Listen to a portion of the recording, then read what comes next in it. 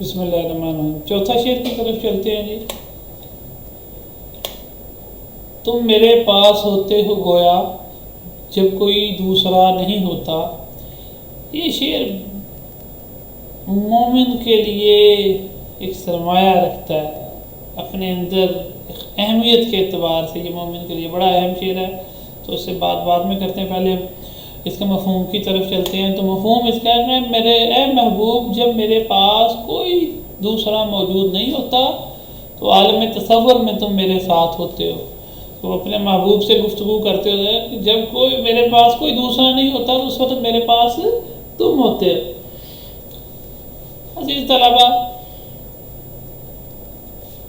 یہ شعر مومن خواہ مومن کا ایسا شعر ہے کہ غالب نے اس شعر کے بارے میں فرمایا کہ اگر مومن مجھ سے میرا سارا دیوان لے لیں اور یہ شعر مجھے دے دیں تو بھی میں گھاٹے میں نہیں ہوں۔ اس شعر کی اتنی اہمیت، اس کے اندر اتنی گہرائی غالب نے محسوس کی۔ غالب جیسا خود پسند اور خود پرست شاعر جو ہے وہ مومن کے اس شعر کی اس قدر تحسین کر رہا ہے، تو ظاہری بات ہے اس شعر میں کوئی مفہوم و معنی ایسے ہوں گے کہ جو غالب کو سمجھ آئے اور جو غالب کے نزدیک اس اتنے عمدہ تھے کہ جس پہ اپنا پورا دیوان وہ قربان کر سکتا۔ تو ہم اسے اپنے انداز میں دیکھنے کی کوشش کرتے ہیں۔ بیٹے، شاعری میں، غزل کی تشریح میں ہمیں ہر انداز سے تشریح کرنی ہوتی ہے، کیونکہ غزل کے اشعار کے کئی معنی ہوتے ہیں، ایک سے زیادہ معنی لیے ہوئے ہوتے ہیں غزل کے اشعار، کہ اس میں پہلو داری ہی غزل کی ایک خوبصورتی ہے۔ تو سب سے پہلے اگر ہم اسے، انسان جب تنہائی میں ہوتا ہے تو اس کے ساتھ دوسرا کون ہوتا ہے؟ عالم خلوت میں انسان جب تنہائی میں ہوتا ہے تو اس کے ساتھ دوسرا خدا ہوتا ہے یا اس کے خیالات ہوتے ہیں۔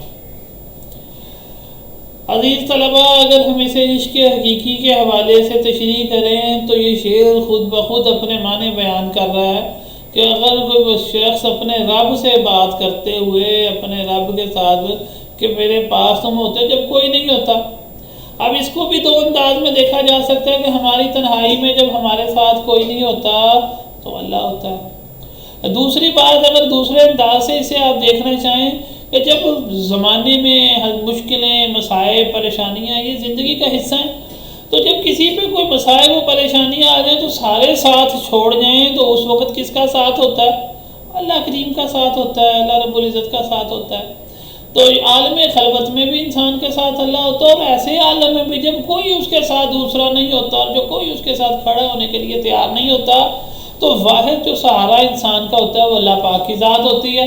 تو یہاں پہ اس چیز کا ذکر بھی ہم کر سکتے ہیں کہ عالم خلوت میں وہ اپنے رب سے گفتگو کرتا ہے۔ اب آ جاتے ہیں اسے ہم عشق مجازی کے معنوں میں کہ اپنے محبوب سے گفتگو کرتے ہوئے، تو جس کے بارے میں انسان سوچے، جس کے ساتھ انسان محبت کرے، اس کے اعصاب پہ، اس کے دل و دماغ پہ وہی شخصیت، ہستی، مقصد غالب رہتا ہے جس کے ساتھ وہ محبت کرتا ہے، جس کی خاطر وہ پوری زندگی اپنی جو ہے وہ ترتیب دیتا ہے۔ تو جب محبوب کے ساتھ محبت کرتا ہے تو تنہائی میں بھی محبوب ہی یاد آئے گا۔ تو کہتا ہے کہ جب میرے پاس کوئی اور نہیں ہوتا، میں اکیلا ہوتا ہوں، تو پھر میں صرف تمہیں ہی یاد کرتا ہوں، کسی اور کی مجال ہی نہیں، کسی اور کا خیال میرے دل سے گزر جائے۔ میں اپنے عالم خلوت میں، عالم تصور میں تمہارے ساتھ ہی ہوتا ہوں، تمہیں ہی سوچتا ہوں، تمہارے بارے میں ہی سوچتا ہوں۔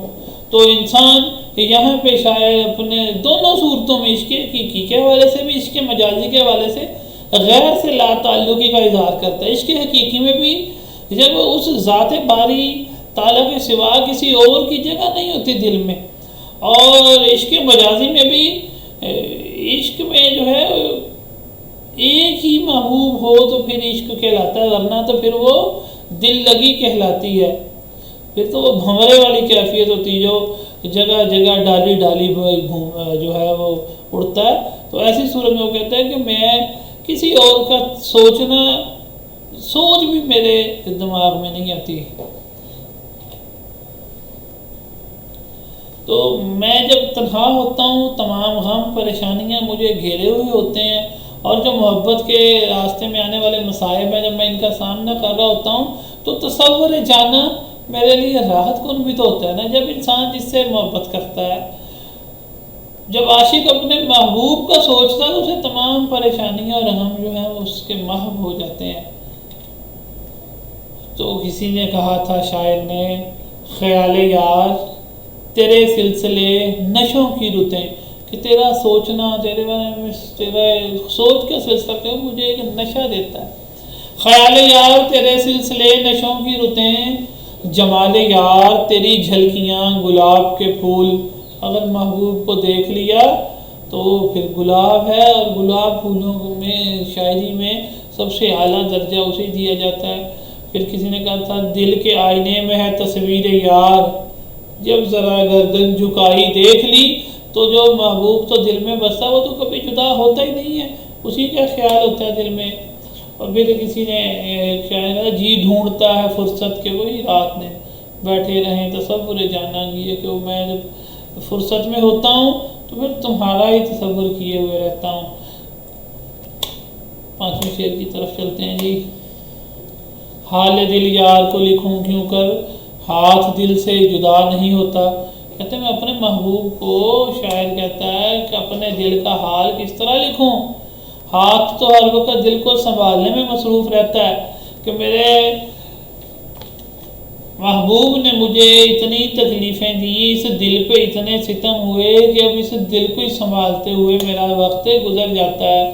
یہاں وہ اپنی اضطراری بے چینی کی کیفیت لکھتا ہے۔ ایک طرف تو اس کا دل ٹوٹا ہوا ہے اور اس کا دل جو ہے وہ زخمی ہے جسے وہ سنبھال رہا ہے، دوسرے اس کے دل میں اٹھنے والے خیالات اسے بے چین کر رہے ہیں کہ وہ اپنا حال دل لکھ کر اپنے محبوب کو بھیجے، شاید کہ وہ اسی پہ اس کا دل جو ہے وہ نرم پڑ جائے، اسی پہ اس کا دل پسیج جائے کہ وہ اس وقت تکلیف اور مصائب جو ہے وہ میں عاشق برداشت کر رہا ہے۔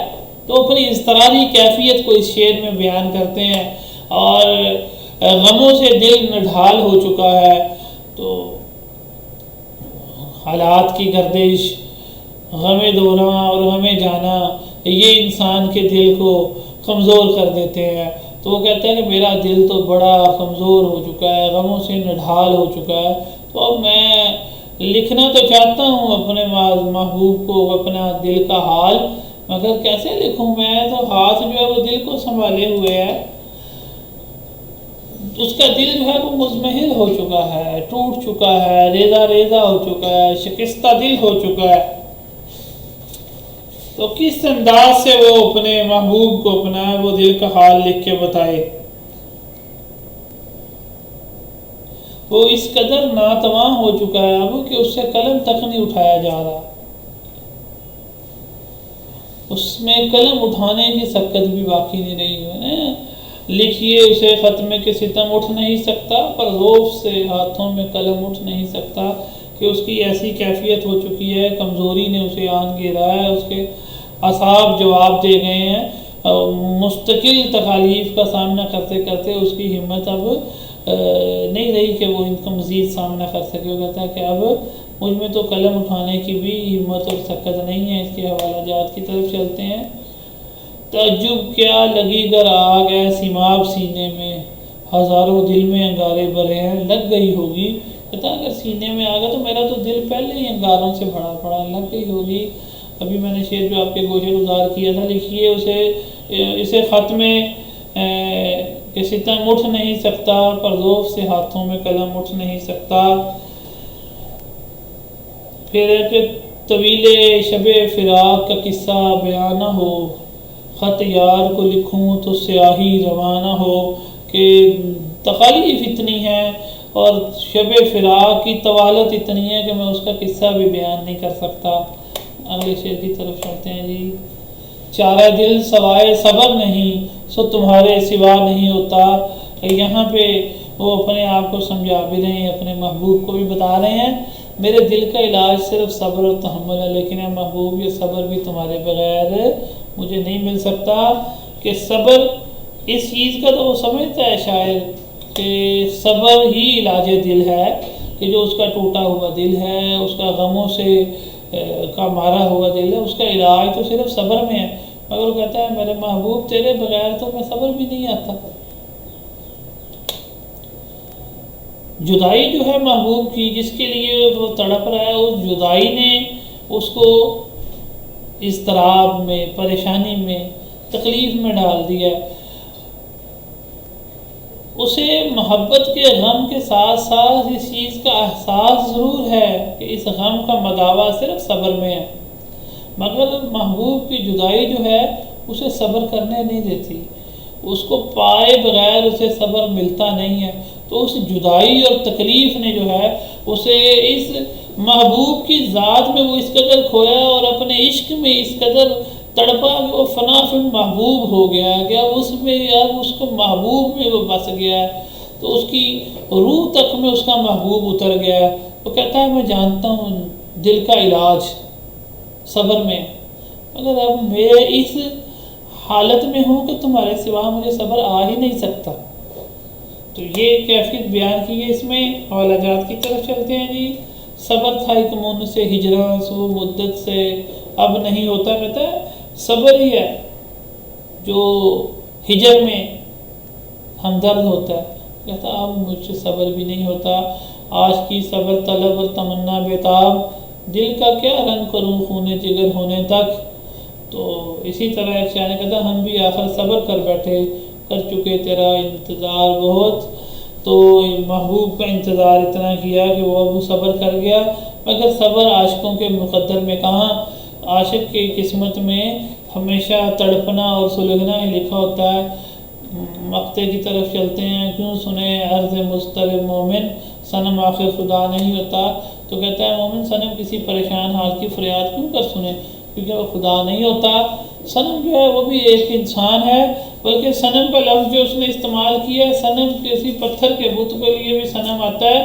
وہ کہتا ہے کہ وہ یہ ممکن نہیں ہے کہ اس کا محبوب اس کی بات سنے، کیونکہ وہ خدا نہیں ہے۔ تو اس نے محبوب کی بے وفائی اور عدم توجہی پہ بات کی ہے۔ یہ غزل تقریباً پوری اسی رنگ میں ڈھلی ہوئی ہے کہ جس میں وہ محبوب کی بے توجہی اور اس کی لاپرواہی کی بات کرتا ہے۔ اس کا پتھر دل محبوب ہے جو اس کے تمام جو ہے وہ عشق کے راستے پہ چلتے ہوئے آنے والے امتحانوں کو برداشت کرنے کے باوجود اس کی طرف مائل نہیں ہوتا، وہ اپنے محبوب سے مکمل مایوس ہو چکا۔ اور یہ غزل، یہ مقطع جو ہے وہ عاشق کی مایوسی کی انتہائی تصویر ہے۔ تو اسی طرح کسی نے کہا تھا جن کو آتی نہیں مسیحائی، زخم ان کو دکھائے نہیں جاتے۔ تو اب ہماری پہلی غزل مکمل ہوتی ہے مومن خان مومن کی، تو اگلی غزل انشاءاللہ اگلے لیکچر میں پڑھیں گے۔ اللہ حافظ۔